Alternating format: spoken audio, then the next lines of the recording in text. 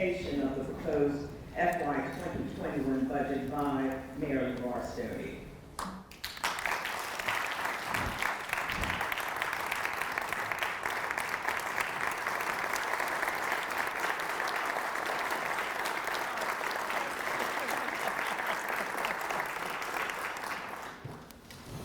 Welcome, Mayor.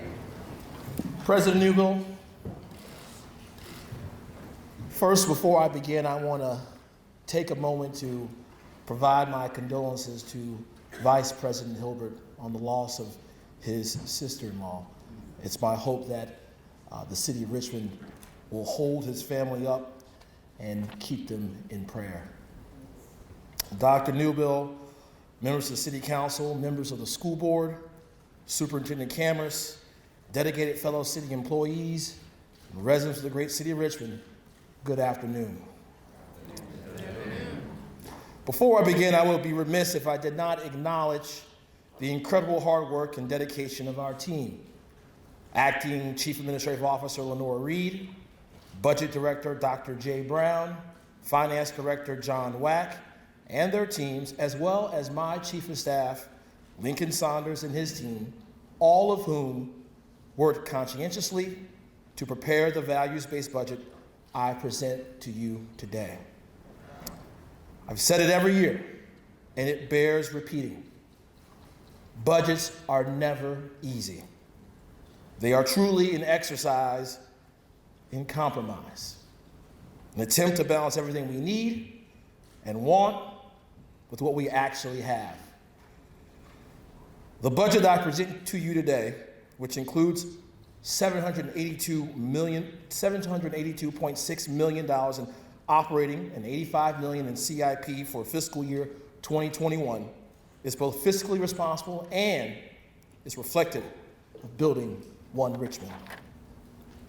Ladies and gentlemen, we've made great strides in our city over the last 3 years to meet the needs of our children and their hardworking families by focusing on four pillars of building one Richmond: youth and education, housing and neighborhoods, transportation, and economic empowerment. As you know, these are the systems we must transform to work for, not against, Richmonders. This approach can be as simple as eliminating inequitable practices such as library fines, like we did last week.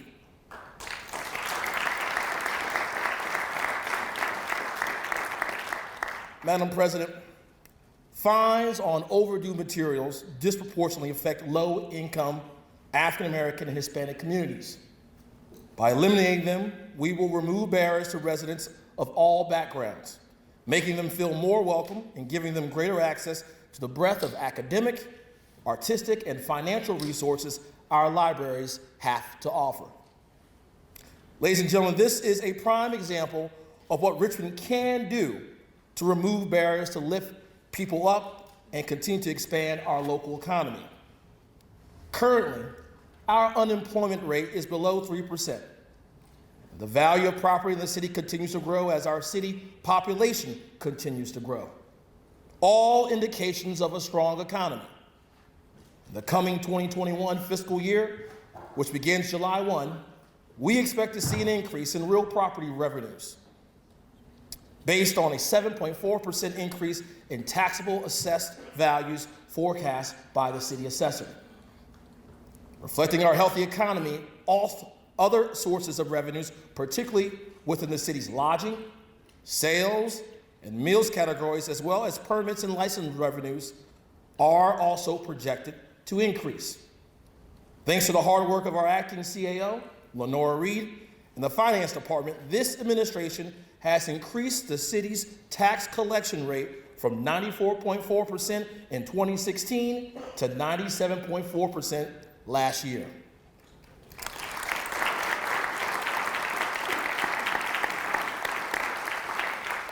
Our finance team, significant efforts to put the city's financial house in order by filing our financial reports on time and maintaining a stable, available fund balance has enabled the city to receive upgrades and maintain superb credit ratings from Wall Street.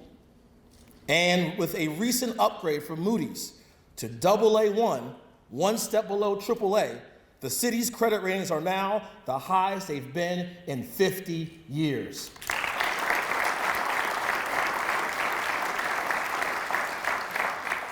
And this strong credit rating has enabled us to refinance long-term debt that will save the city $40 million over the next 20 years.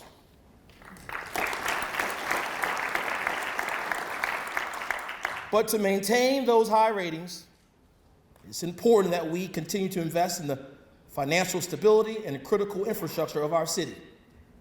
And that includes our utilities. Due to the higher cost of maintaining our aging infrastructure, compliance with regulatory requirements to ensure our water is safe and clean, and maintaining utility bond ratings, we again will need to make adjustments to our rates. Per recommendations from the Department of Public Utilities, my budget proposes a rate increase of 2.75% for natural gas, 2.5% for water, 3% for wastewater, and 8.75% for stormwater to be effective July 1st. The average impact for residents is estimated to be $5.56 per month. Our growing economy, strong finance operations, and greater support from our partners at the General Assembly provide us with a significant opportunity to make historic, strategic, and targeted investments that will not only improve the day-to-day lives of our hardworking residents, but build on the future success of our children. However, I still believe that we cannot rest on our laurels and tread water on the rising economic tide. So, Madam President, while I'm not proposing any new taxes this year, I think we can all agree that we have more work to do to grow our economy and to expand our tax base. Nevertheless, this budget keeps Richmond moving forward toward the city we want to be: more inclusive, more equitable, and more competitive. So let's talk about what we can do this year. First, with schools. In each of the last 3 years, this administration, working with the City Council, has made historic investments in public education. The reason is simple. Our children are our most valuable assets. An investment in them pays dividends to all of us, not only to them personally and to the welfare of their families, but to our city as a whole. 2 years ago, 7 members of council, Council President Newbill, Council Vice President Hilbert, Councilman Jones, Councilwoman Trammell, Councilman Addison, and former Councilman Parker Agelasto joined me in investing in our kids by supporting an investment of $150 million to address critical school facility needs. And this fall, more than 3,000 students will be walking into 3 new schools because of that investment.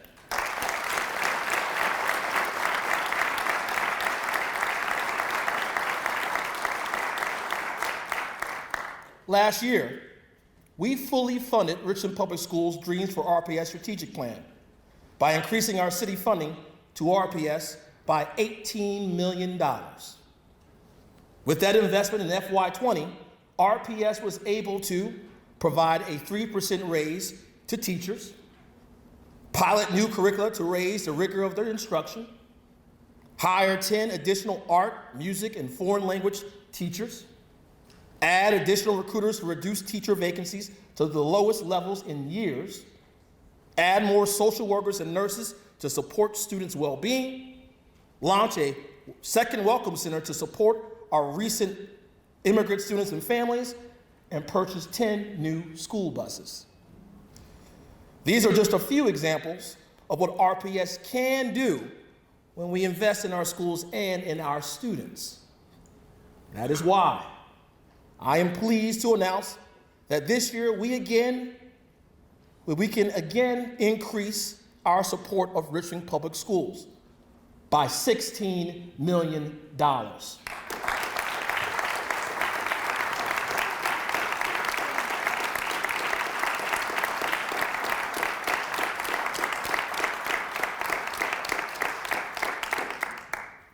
When combined with that estimated increase in funding from the state of more than $20 million, RPS will have the resources to support the next phase of the Dreams for RPS strategic plan and fundraisers for teachers and staff.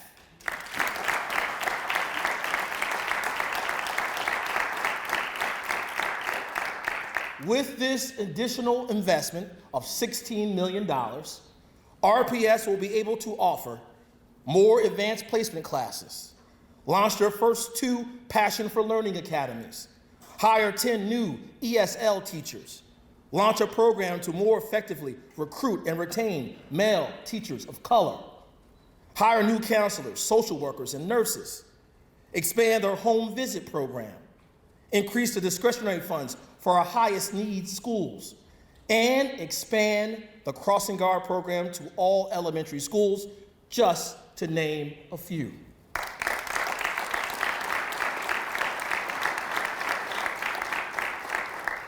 This increased investment is consistent with the school funding resolution City Council unanimously adopted, and I'm committed to honoring, to support RPS at no less than the same proportion of real estate tax revenues we dedicated in the adopted FY2020 budget. Before moving on, I want to take a moment to say how proud I am that over the past 3 years, we have increased the city's annual contribution to Richmond Public Schools operating funds by over $40 million.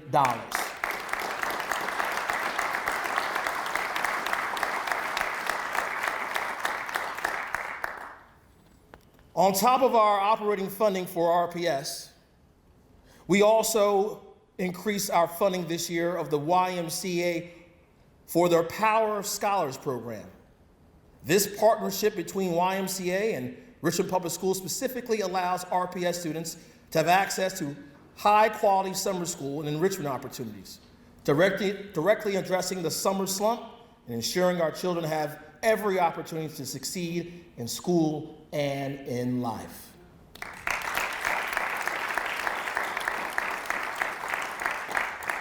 Now, we all know that our children and their families need healthy and safe communities to call home. So, let's talk about our neighborhoods. Madam President, housing is a critical need in Richmond. It's foundational for a healthy life and a strong indicator of communities' overall well-being. Although the city's poverty rate has decreased from 25% to 21%, approximately 45% of Richmond households still remain cost-burdened, spending more than 30% of their income on housing. And despite a strong economy, too many families, a disproportionate number of whom are people of color, are being evicted from their homes as well as displaced due to gentrification. I believe looking out for the children and families of this city, especially the most vulnerable among us, is our collective responsibility as elected leaders. That is why, after having effectively tripled the funding of the Affordable Housing Trust Fund in my first 3 years in office, we will increase it to $3.5 million in fiscal year 2021.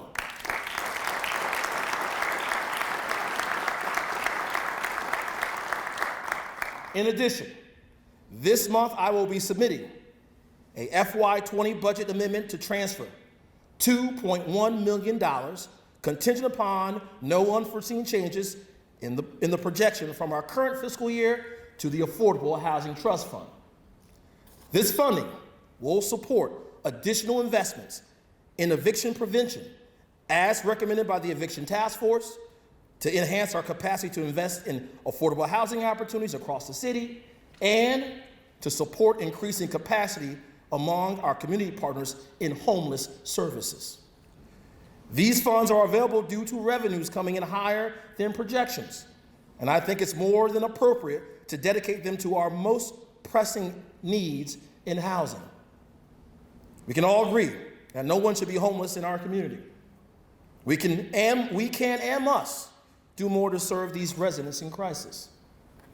Alongside our community partners, we're working together on solutions to provide new opportunities for our most vulnerable. Believe it or not, under our current zoning ordinance, you can establish an animal shelter more easily than you can create shelter for people. So, alongside our budget investments, my team is also working on an omnibus package to address homelessness to bring to council in the coming weeks. This package will include changes to our outdated zoning ordinance to provide greater flexibility to community partners so they can better accommodate the needs of those experiencing homelessness. I look forward to working collaboratively with the City Council during this process to align our efforts to help our residents who are homeless.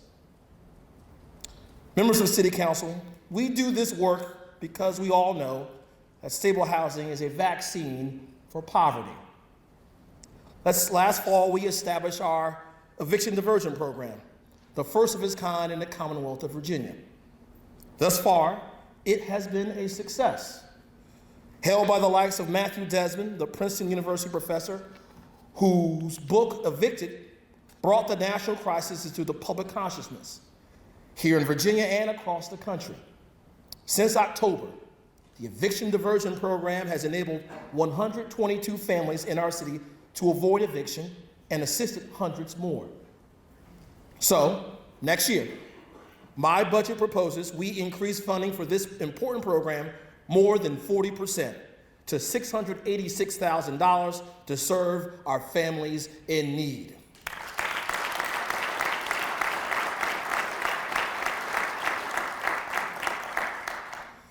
This year, we will also continue to make significant progress on another shared priority, to invest in restoring our roads and sidewalks.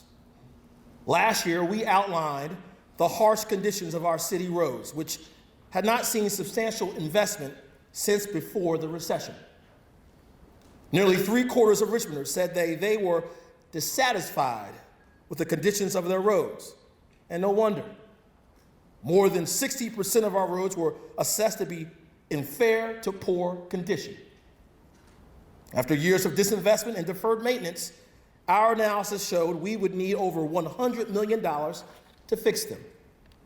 So last year, I proposed and council supported a significant increase in funding for road and sidewalk repairs. Our commitment of $16.2 million represented an increase of roughly 4 times what we had been able to invest in years prior. And I think residents all across the city are beginning to see the results of that investment. Last fall, we paved nearly 100 miles in our great city, from Laburnum Park to Fulton, and from Davie Gardens to Worthington Farms. Some of these neighborhoods have not seen a paving truck in years, but we show that we can make a difference in our neighborhoods if we invest in them. That's why this year my budget proposes we double that investment.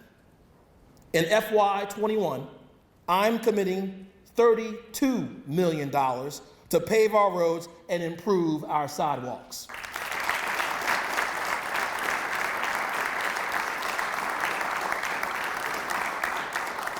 This commitment includes $2 million for both sidewalk improvements and new sidewalk installations. It maintains last year's city investment of $15 million for paving, as well as an additional $15 million we will collect from the state thanks to the passage of House Bill 1541, creating the Central Virginia Transportation Authority. The CVTA will finally put our region on the same footing as Northern Virginia and Hampton Roads, which already have their own authorities to fund regional transportation projects. I'd like to thank the members of our state delegation, in particular the bill's sponsor, Delegate Dolores McQuinn, for carrying this legislation. And I want to give a shout out to our regional leaders for working with us on this landmark legislation that will positively impact the region for generations to come.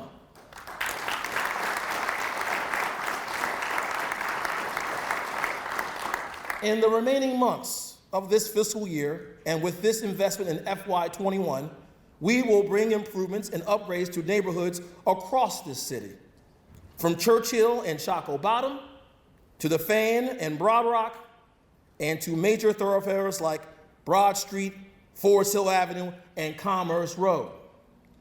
That's $32 million towards one of Richmonders' top priorities, the invaluable public resource we drive, walk, and bike on each and every day. Let me walk you through visually what our investments in FY20 and 21 mean for Richmond. With FY20 dollars, we have completed paving in these neighborhoods in the gray. And we have these projects in green in the works for the spring and the summer. With the dollars we have proposed for FY21, we will be able to pave the neighborhoods in blue.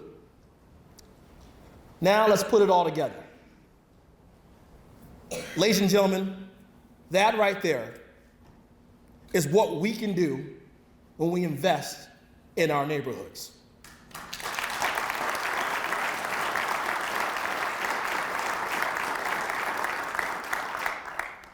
In addition to supporting Richmond with additional funding for road maintenance, let's also celebrate that thanks to HB 1541 in FY21, GRTC will also receive over $25 million to support regional transit. Alongside our investment of $7.9 million, the new regional funding will enable GRTC to maintain existing service levels in the city while expanding regional service that will allow Richmonders to reach jobs and opportunities throughout the region. This is the first time we've ever seen a true commitment, regional commitment to transit. For years, Richmond taxpayers have carried the overwhelming majority of the burden to provide a transit system that serves not just our residents, but visitors and commuters who come to our city every day. It's high time that the region and state do more to support a true regional system of public transportation. And thanks to HB 1541 and the collaboration in our region, we're finally making it happen.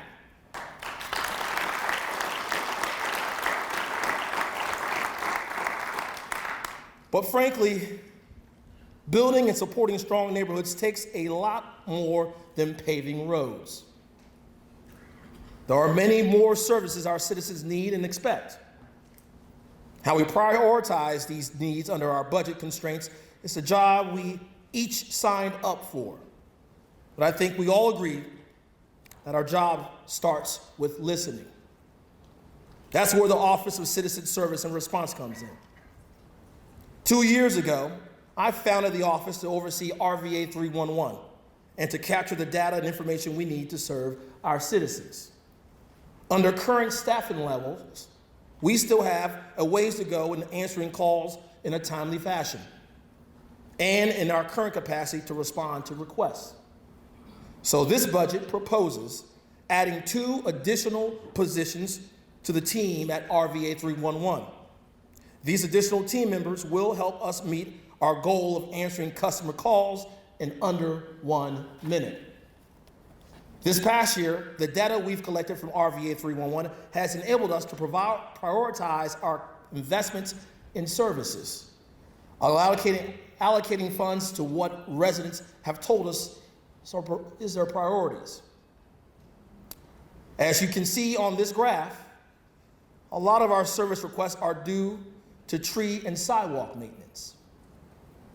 So in consultation with our Director of Public Works, Bobby Vincent, my budget proposes doubling the number of urban forestry teams which plant and maintain our tree canopy. Our investments in competitive contractors and additional staff will improve service competition by roughly 40%. We're also proposing funding 6 new sidewalk teams, which will enable us to reduce the backlog of maintenance requests for concrete sidewalks by 80% and brick sidewalks by almost 70%.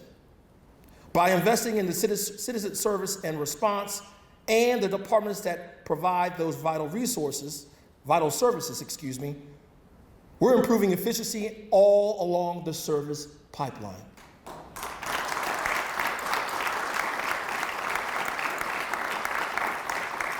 My friends, it's pretty simple. To meet the needs of our citizens, we have to invest in the departments and employees who we task with providing the service. And we must invest in our workforce if we want to be able to attract and retain talent. That is why I am proposing a 2% salary increase for general city employees.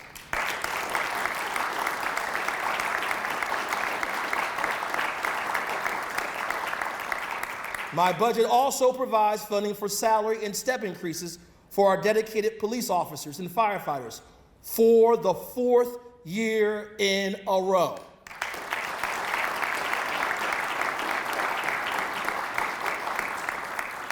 As well as an investment in their career development to promote retention in the ranks. Madam President, while city services are undoubtedly the core function of our government, I recognize that it is often our role simply to bring people around the table and start the conversation. We're doing that in this budget. For example, in anticipation of some potentially sweeping changes coming from the Virginia General Assembly, we are following up on the recommendation of our citizen-led History and Culture Commission and committing $250,000. This funding will be used for implementing recommendations for everything from adding monuments or new street signs to community engagement and research of historical and cultural assets.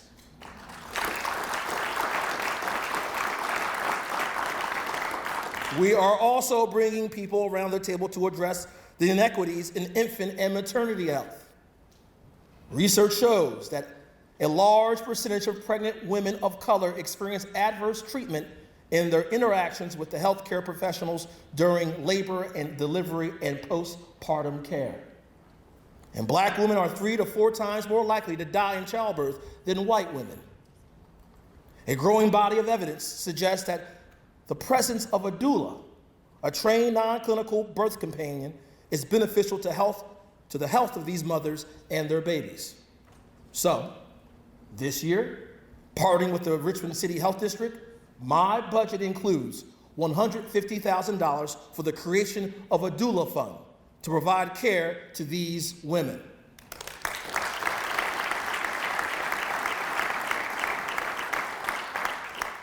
We need to support mothers and give their children the best chance at success and a healthy life on their very first day in our city and beyond. I want to thank Dr. Danny Avula, the Greater Richmond Regional Maternal and Child Health Task Force, and my senior policy advisor, Osita Ariabu, for leading this collaboration. Thank you.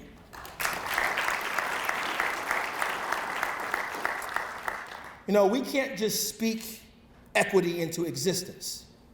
We have to support the residents who are fighting for it. Everyone who is accused in our criminal justice system needs and deserves a quality defense. And that requires supporting the dedicated professionals who represent them. Richmond's public defenders are state employees.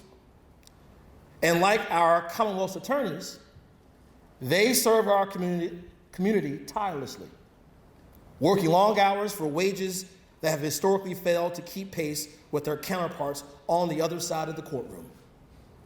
So, I'm proposing a $350,000 supplement for public defender salaries in the FY21 budget as the first part of a 3-year commitment to achieve parity for public defenders.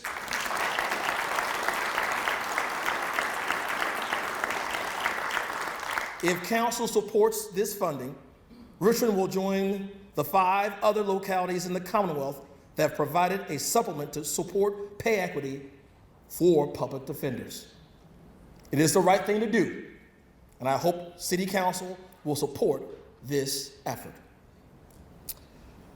As demonstrated today by the investments I have outlined so far, my administration is committed to equity and providing opportunities for all. As many of you know, my father was a returning citizen. Because of his status, he struggled for many years to support my family, finding various jobs, ultimately working as a school's custodian. Ladies and gentlemen, we all make mistakes, but a compassionate city, an inclusive and equitable city, does not write people off. It lifts people up. We owe the returning citizens among us the chance to gain skills and contribute their talents to our community. That is why I am pleased to announce that after a successful pilot program, my budget includes $700,000 to our Department of Parks and Recreation's Workforce Development Program.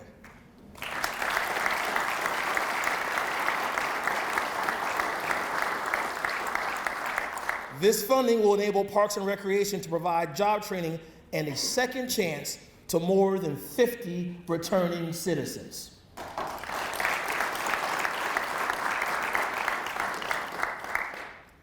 The ultimate goal of this program is for participants to obtain full-time employment with the city of Richmond or with our community partners after receiving their training. See, I know Richmond can be a city of second chances. And that starts with job training and opportunities right here in our city. Ladies and gentlemen, I'm proud of the investments we make in this budget. For public education, for housing, for roads, for city services, and for programs that lift up the most vulnerable in our community. We're going to need to do a whole lot more. Our city's growing. 30,000 people in the last 10 years alone. And as the needs increase, we must grow with it. All cities have a responsibility to address the most significant challenges of our community. We can't simply rely on rising assessments if we hope to sustain the high quality of life that is drawing people to Richmond. And if we hope to foster economic mobility and empowerment that touches all of our residents, but particularly the 21% who still live in poverty. Over the last 3 years, we've explored ways to diversify and increase our revenue sources. Some, like our $150 million investment in 3 new public schools, were embraced. Others were not. But we can't dwell on the past. And we can't afford to stand still in the present if we want to move forward into the future. So this year, we will continue to invest in the important things. And this budget reflects our shared priorities. But we won't stop trying to do the big things, whether it's fighting for our fair share of funding from the state or pursuing economic development opportunities along Arthur Ashe Boulevard, the Port, South Side, or our underperforming downtown. After 3 years, I am even more convinced that the only way we will grow together is by working together. But I've also never been more convinced in our need to grow, not just to create revenues, but to create opportunities for economic empowerment. It's easy to say no. Saying no risks nothing, particularly for those who are already doing well. But it also rarely gets things done. And it really creates opportunity for those who aren't empowered already. So, it is my hope that this year's budget process will be a time where the leaders of this city and the communities we all serve can come to consensus around our shared priorities and say yes. Yes, we can be better tomorrow than we are today. We can educate our students and support our communities. We can create opportunities for economic mobility. We can build an inclusive and competitive city. I believe we can. And I hope you do too. Thank you for your time today. My administration looks forward to working with you in the coming months. Thank you. Thank you.